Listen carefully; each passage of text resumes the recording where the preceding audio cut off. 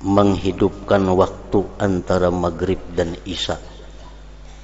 Menghidupkan waktu antara maghrib dan isya dengan berbagai macam ibadah.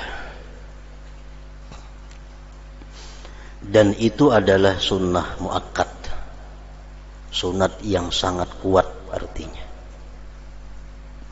termasuk perbuatan Rasulullah sallallahu alaihi wasallam, menghidupkan waktu antara maghrib isya. Imam Ahmad Al-Hawari pernah bertanya kepada Syekh Abu Sulaiman Ad-Darani, ujar sidin, wahai Syekh, mana baiknya orang itu puasa seharianan, puasa sunat, kemudian dia habis maghrib makan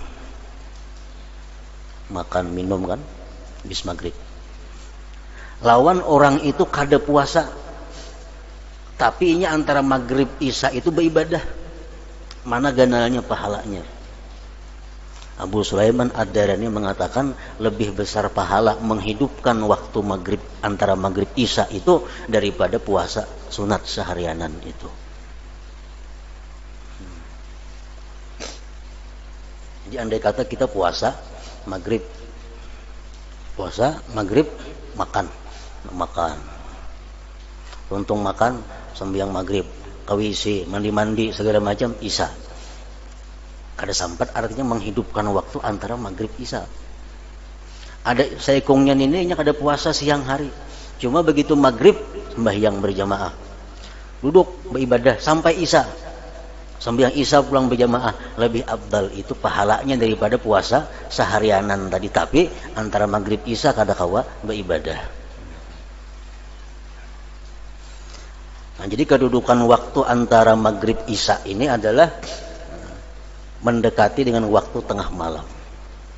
Kalau kita kada kau beribadah di tengah malam, kita ambil waktu menghidupkan waktu antara maghrib dan isya. Rasulullah bersabda, man qara'a tabarakalladzi biyadihil mulku wa alif lam tanzil as-sajdah bainal maghrib wal isya faka'annama qama lailatul qadar. Siapa yang membaca surat Tabarak dan alif lam tanzil sajadah antara maghrib dan isya, maka seolah-olah dia beribadah pada malam qadar, seolah-olah dia beribadah pada Lailatul Qadar. Artinya apa? Dapat ganjaran sama seperti orang yang beribadah di malam qadar, yaitu malam yang lebih baik daripada 1000 bulan. Itu fadilat yang lebih daripada sekedar fadilat yang dimiliki surah Tabarak. Kan Tabarak itu fadilatnya membantu kita untuk menghadapi fitnah kubur. Gunanya membaca Tabarak itu untuk membantu kita menghadapi fitnah kubur, menghadapi munkar nakir dan sebagainya. Surah Tabarak membaca mbah maghrib kah, mbah isya kah, tengah malam kah, parak subuh kah, kada jadi masalah. Tapi kalau untuk mendapatkan fadilat yang sama dengan Lailatul Qadar, itu membaca surat Tabarak dan alif lam sajdah mesti antara maghrib dan isya. Dulu orang-orang tua kita kalau antara maghrib dan isya, enggak malam apa saja, apalagi malam Jumat, malam apa saja, kalau maghrib dan isya itu tidak boleh ada suara TV nyala, dilempar pakai sandal gitu orang kalau TV nyala belum adzan isya. Maghrib sampai isya tidak ada TV, apalagi malam Jumat. Tapi sekarang Masya Allah, kadang-kadang dari mulai sebelum maghrib nyala terus sampai isya, sampai TV. Habib Abdullah bin Abu Bakar Al-Idrus yang kemarin kita cerita, Al-Idrus Al-Akbar, yang anaknya sampai dapat karomah luar biasa, itu mengatakan al-kunuz kullal kunuz fi ihya ima bainal maghrib wal isya.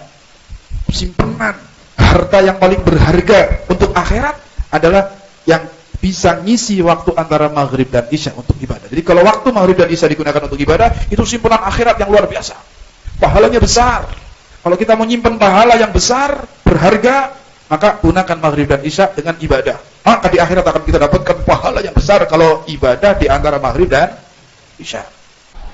Ataupun selepas salat tanda tangan pada Allah, baca ayat 68 tu. Saya tak baca lah, saya suruh tuan cari. So, saya habang tak cari dah. Tak habang tak pergi cari dalam Quran. Surah Ali Imran, tengok dalam Quran, baca ayat tu masuk sujud. Semata-mata minta pada Allah agar Allah jaga iman kita sekalian, jaga Islam dengan iman. Dan hanya orang yang beriman yang akan menjaga Islam sampai dia mati. Pertama salat taubat, kedua salat jaga iman, ketiga salat hajat. Minta pada Allah Ta'ala apa kita nak minta. Ini salat yang boleh ada dalam salat awabin, untuk mengisi masa lapang di antara maghrib isya kalau tak ada kuliah. Tetapi jika ada kuliah, mengaji ni fardu. Mengaji ni fardu. Pertama kita mengaji usul tauhid, nak kenal Allah. Maka bila fardu, sunat itu jatuh nombor 2. Sunat itu gugur bila ada fardu. Sepertinya gugurnya salat qabliyah pada orang yang tahiyatul masjid. Baik, pada orang yang adanya sunat tahiyatul masjid, maka baginya gugur qabliyah salat. Salat qabliyah gugur bagi orang yang ada tahiyatul masjid. Tetapi tak gugur bagi orang yang telah qabliyah, telah ada salat tahiyatul masjid, maka lepas daripada azan, sunat bagi dia menjalankan salat qabliyah. Baik, gugur bagi orang yang ada sunat tahiyatul masjid, bagi dia tak perlu lagi bersalat akan salat qabliyah. Sama juga bila adanya mengaji, maka gugurlah sunat-sunat yang lain. Hatta baca Quran pun tak boleh. Kenapa? Kerana baca Quran sunat, mengaji wajib. Dan saya pernah nampak waktu mengaji ada orang baca Quran tak betul, amalan tak betul. Kenapa? Kerana memahamkan bahawa mengaji fardu ain, baca Quran sunat. Kita mengaji ni tuan-tuan sebab kita nak faham apa yang benda yang ada dalam Quran. Ini yang digariskan oleh ulama-ulama sekalian. Itu satu. Jadi peluang kita untuk dapatkan pahala, kalau segi pahala, peluang dibuka oleh Allah setiap malam antara maghrib dan isya. Kalau tak boleh waktu tu, barulah kita cari waktu malam, tengah malam untuk beribadat pada Allah. Tetapi sesiapa yang bijak, maka dia akan isi masa lapangnya antara maghrib dan isya untuk menjadikan diri dia hamba dengan Allah Subhanahu wa taala. Dulu ada seorang soleh di negara Yaman sana, di Hadramut, di kota Hajrin namanya. Kota Hajrin di kampung. Hajrin itu kampung yang terkenal dengan orang-orang soleh. Ada pedagang, dia berniaga, berdagang, bisnis. Orang-orang soleh dulu dagang. Kadang-kadang beliau pergi menuju ke bandar, ke pelabuhan, ambil dagangan dari India, dari Indonesia, dari Melayu. Dulu namanya Melayu. Ambil dagangan pakaian dari kampungnya Hajrin ke Mukalla namanya. Mukalla itu pelabuhan untuk berlabuhnya kapal-kapal dari luar negeri yang bawa barang-barang. Beliau belajar berdagang, jalan dari Hajrin ke Mukalla untuk ambil barang. Kemudian datangnya agak telat, sehingga dagangan-dagangan yang biasa dia dapat banyak sudah dibeli orang. Akhirnya cuma dapat sedikit, padahal bawa uang agak banyak untuk apa namanya, kulakan istilahnya ya, untuk beli barang mau dijual lagi di kampungnya. Akhirnya dapat barang sedikit, sisa uangnya masih banyak, bingung harus pulang. Dibungkus barang dagangnya yang dapat, bawa pulang lagi. Setelah pulang, sampai di kampungnya di kota Hajrin, asar menjelang maghrib. Beliau biasa sebelum maghrib sudah ke masjid, kemudian sholat maghrib berjamaah, hizib Quran, rutinan di masjid-masjid Hadramut antara maghrib dan isya, hizib Quran, tadarus Quran. Jika setiap Kamis pagi, semua masjid mushola pasti baca khataman Quran. Pedagang ini yang tadi baru datang, karena sudah hampir maghrib, dibongkar dagangannya, kemudian disimpan pakaiannya, pas nyari uang sisa yang tadi mau pulangkan, ternyata kan dapat barangnya sedikit, sisanya ada. Cari di kantongnya, untuk gamisnya, tak ada. Uang agak banyak, dicari, uangnya kemana? Jatuh, bingung. Anak-anaknya nyari, di jalan coba, di depan, di baju juga ada, di gamis tidak ada, semuanya nggak ada. Sisa uang yang buat pulangkan tadi itu masih banyak, ternyata dicari tidak ada, nggak ketemu. Akhirnya karena mau maghrib, sudah langsung wudu, bersih, mandi, setelah sholat ke masjid, tunggu maghrib, duduk di masjid, Kemudian adzan maghrib, sholat. Setelah sholat rutinan biasa khizib Quran bersama jamaah di masjid. Istrinya sama anak-anaknya yang di rumah bongkar dagangan. Dibuka dagangannya, ternyata uangnya ada di dalam baju yang digulung di dagangan tadi. Dimasukkan, ternyata dia lupa, kan ingat bahwa uang sisanya itu daripada di kantong karena banyak dimasukkan ke dagangan. Dibongkar, oh ini ketemu. Uminya manggil anak yang kecil, ngomong, lari kamu ke masjid, bilang sama abah, bah, uang yang tadi dicari gak ketemu, sudah ketemu. Ternyata di dalam bungkusan baju dagangan. Biar abah tenang di masjid. Pikirnya ibunya di masjid itu gak bakal pikiran duitnya hilang, kan kata siku. Kalau kelasnya kita mungkin pekerjaannya orang maring masjid ya, boleh mulai sampai ketemu. Maghrib itu orang apa? Boleh maghrib sholat tak mau. Ini orang soleh. Bisnis, tapi kehidupan akhiratnya tidak melupakan. Bisnis itu tidak dilupakan, akhiratnya tetap. Perniagaannya nggak melupakan kehidupan akhirat. Perniagaannya nggak melalaikan istiqomahnya sholat di berjamaah di masjid, tadarus Quran. Akhirnya lagi tadarus, anaknya datang dari luar ke masjid, duduk di sebelah abahnya, dibisikin abahnya, bah, uangnya ketemu. Abah nggak usah bingung, uangnya sudah ketemu di buntelan dagangan yang abah beli. Pas anaknya mau balik lagi, dipegang tangannya, pegang, dibisiki sama abahnya, telinganya dicewer, didekatkan ke mulutnya.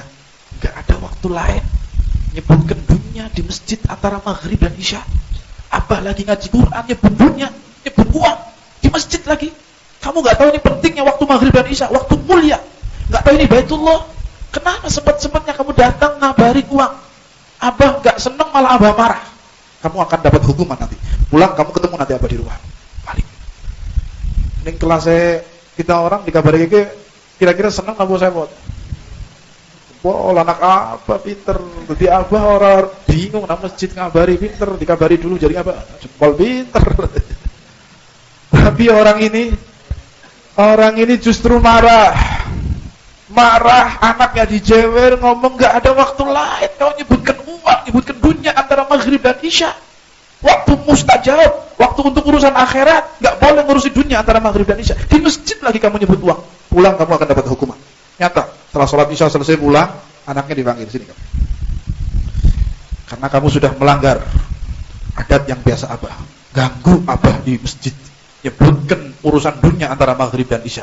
Kamu nggak tahu dididik, ini tarbiyah, ini didikan. Nanamkan dalam jiwa seorang anak kemuliaan waktu antara maghrib dan isya, sehingga tidak boleh diisi kecuali untuk ibadah. Jangan nyebutkan urusan dunia. Ya kadang-kadang kita orang bingung, mulah buat itu nggak karuan. Waktu sih gue urusan akhirat, dunia, sing penting urusan dunia kadang-kadang semrawut, nggak punya aturan kita. Ada waktu khusus yang kita gunakan, paling 1 jam 10 menit, 1 jam seperempat, lamanya 1 jam setengah antara maghrib dan isya. Berhenti urusan dunia, berhenti dulu sudah, jangan cerita dunia sudah. Dari pagi sampai sore dunia, maghrib terjang dunia mani, masya. Kita gitu kan, nggak peduli maghrib isya, bukan abadi ya jalan. Pemaning batinnya kanton. Bar maghrib ya, duitnya cukup. Soalnya yang isya maning Jakarta, layu. Atau bar maghrib. Iya nggih? Ya Allah. Jadi setelah itu anaknya diomongin, kamu nggak tahu pentingnya kemuliaan waktu antara maghrib dan isya. Habib Abdullah bin Abu Bakar Al-Idrus yang kemarin kita cerita, Al-Idrus Al-Akbar, yang anaknya sampai dapat karomah luar biasa, itu mengatakan al-kunuz, kullal kunuz fi ihya ima bainal maghrib wal isya. Simpanan harta yang paling berharga untuk akhirat adalah yang bisa ngisi waktu antara maghrib dan isya untuk ibadah. Jadi kalau waktu maghrib dan isya digunakan untuk ibadah, itu simpulan akhirat yang luar biasa. Pahalanya besar. Kalau kita mau nyimpen pahala yang besar, berharga, maka gunakan maghrib dan isya dengan ibadah. Maka di akhirat akan kita dapatkan pahala yang besar kalau ibadah di antara maghrib dan isya. Akhirnya apa? Akhirnya dididik anak ini. Sudah, kamu tidak boleh tinggal di kota Hadrin. Abah nggak mau lihat wajah kamu selama 1 tahun. Kamu belajar ke kota Tarim. Belajar adab, belajar ilmu, pergi dari kampung sini, saya titipkan di kota Tarim untuk belajar. Abah nggak mau lihat wajah kamu lagi. Sebagai takzir, sebagai hukuman, sudah nyebutkan masalah duniawi antara maghrib dan isya. Di masjid lagi kamu nyebutnya. Pergi ke Tarim 1 tahun baru boleh ke sini lagi, baru boleh abah lihat wajah lagi. Nggak boleh lihat wajah abah kecuali 1 tahun pergi ke Tarim. Kulo taken, berbalik setahun kira-kira banyak dunia maning boleh. Diusir, suruh pergi dari kampungnya, belajar di kota Tarim agak jauh, setahun. Setelah pulang setahun kira-kira Kapok mau bapak nyebut masalah dunia maning antara maghrib dan isya. Pikir 1000 kali, sekali aja setahun pergi. Kalau ngomong lagi mungkin 5 tahun nggak boleh ketemu. Akhirnya apa? Langsung tertanam dalam pikiran anak dan hatinya, maghrib dan isya nggak boleh bicara dunia. Maghrib dan isya tidak ada kecuali zikir Quran, doa, ratib, tahlil, yasin, semuanya. Apalagi malam Jumat. Anak tertanam dari kecil, sehingga sampai besar nggak berani nyebut masalah dunia antara maghrib dan, karena maghrib dan isya itu adalah waktu yang mustajab doa. Paham ya? Apalagi pemaning malam Jumat, maghrib dan isyanya saja sudah sakral, apalagi malam Jumat, malam mustajab doa.